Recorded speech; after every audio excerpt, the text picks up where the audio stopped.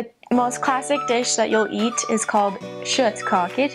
Sounds a little bit scary. Sounds really scary actually, but it's super good. And it's just, it's like a meatballs. Sometimes they'll have like a brown sauce on it. They're really good. You'll eat that everywhere. Over all of Norway they have kjøttkaker. Along with that they'll serve potatoes, just the little ones that they've peeled and boiled. Sometimes they'll also have like different vegetables. Another really famous dish that they eat at Christmas is called pinnekjøtt, which is lamb that they've cooked. I think they've soaked it in like a really salty sauce, and it's so delicious. You just cut it off of the bone, and along with that they'll usually have the classic potatoes and some other vegetables. One thing that I loved the most was the salmon. Their fish is so good. I feel like in America it tastes like it's been sitting there for weeks, but in Norway it's just fresh and so good. We would eat at members' houses sometimes, but mainly we would have to make our own food. And I would just buy the frozen packages of salmon and cook that in the oven for like 20 minutes, and it's so good. I didn't even have to put anything on it. Everything is really fresh. They take great pride in eating and their food, but it's so classic and so good. They don't use many spices, so I think at first missionaries are a little disappointed. They want something really saucy or salty like we have in America. It's more simple, but I learned to really enjoy it and appreciate the simplicity of their meals. Staple foods in Norway are fish and potatoes. So if you don't like fish when you're going to Norway, you'll like it when you leave. They have the best fish in the world. It's fresh, it's delicious, and you'll learn to love it.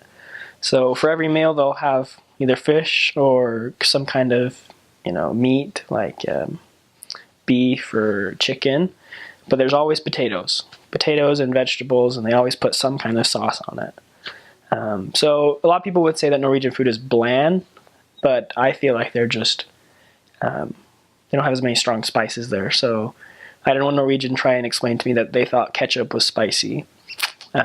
So that kind of gives you an insight of how they view their food. It's very mild, but it fills you up and it's delicious. So they have lots of different kinds of traditional food for Christmas. A lot of lamb, like salted lamb or pork that's roasted, or the infamous lutefisk. It's fish that's soaked in a poison, lye, and then they dry it out and cook it. And it's disgusting, but it's something that all Norwegian people love, whether they like it, the taste or not. So it's something that they're really traditional with their food. So some foods they'll say, no, we don't eat that until Christmas, and they'll stick to that. They eat a lot of soup, because it gets kind of cold there, and there's nothing better to warm yourself than soup. That's really it. Their staple food is fish and potatoes. I had more potatoes on my mission than I'll ever care to admit. But there's worse things to eat than potatoes. Okay, so there's the one recipe that I gave to Sister Olsen. It's called fårikål, which means just lamb and cabbage. And it's in a nutshell what traditional Norwegian food is. It's really basic. It's just lamb. You cook it in cabbage for a really long time. You season it just a little bit with some peppercorns, and that's pretty much it. And I don't know, if you find the right people, they can do it really well and it tastes really good. But I remember we had a mission leader in one of my areas, and he was English. And he complained about the Norwegian food all the time. And he said, just basically, it's pretty much just peasant food. And they've learned to cook it really well. That's it. Because Norway for a long time was just really poor, and that's what they lived off of, was just really basic stuff. A lot of people have heard of lutefisk. It's kind of this really just dry fish that they've kept out for a long time, and it kind of has the texture of jelly. And everyone thinks it's the most disgusting thing. A couple people like it every once in a while. But there's this story that kind of describes, just Norwegian food and how they got all their traditions and everything. And no one really knows the complete story of how lutefisk was invented. But it has something to do with, they were sitting out and they were drying the fish and it got mixed with lye somehow. A lot of people say, there was a fire or something. But in the end, it always comes down to, and they were too poor to just throw it out, so they ate it. And I guess that really just kind of describes the food of Norway just in general, or at least the traditional food, is just they were poor and they did the best with it that they could. So I don't really know exactly what lye is. yeah, I think it's some kind of poison.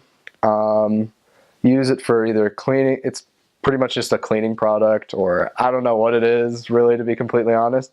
But it's poisonous and it's not meant to be mixed with any kind of food. But for dried fish, for some reason, it works. So other than that, it's just very first world. They have supermarkets and everything over there, and they sell pretty much what we sell here. So I mean, it was very rare that we got just a traditional Norwegian meal. Other than that, we were eating like tacos and salads and pretty much whatever else when we went over to members' houses to eat, or just if we ate with people. That's the thing. Norwegians are very friendly, so oftentimes people would be very just, they didn't want to hear about the gospel, but they'd be more than happy to have us come into their homes and, just invite us to have something to eat. And so, we'd take the opportunity a little bit, just like, well, maybe there's something here. Let's just try to get to talking to them a little bit, try to get to know them.